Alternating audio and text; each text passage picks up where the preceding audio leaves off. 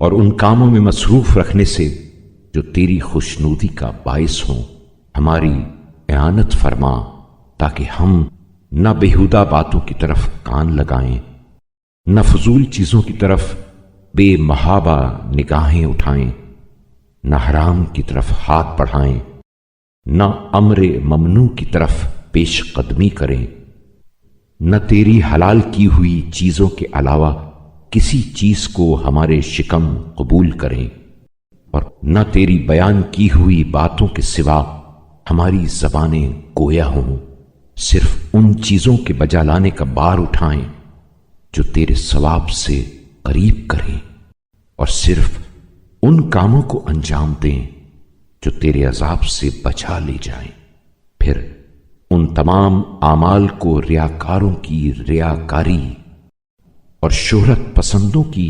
شہرت پسندی سے پاک کر دے، اس طرح کہ تیرے علاوہ کسی کو ان میں شریک نہ کریں اور تیرے سوا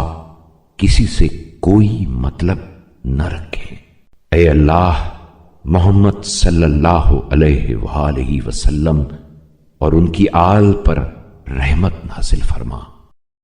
اور ہمیں اس میں نماز ہائے پنجگانہ کے اوقات سے ان حدود کے ساتھ جو تو نے معین کیے ہیں اور ان واجبات کے ساتھ جو تو نے عائد کیے ہیں اور ان آداب کے ساتھ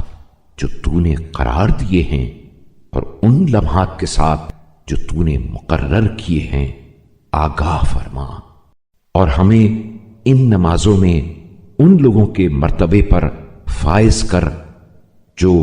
ان نمازوں کے درجات عالیہ حاصل کرنے والے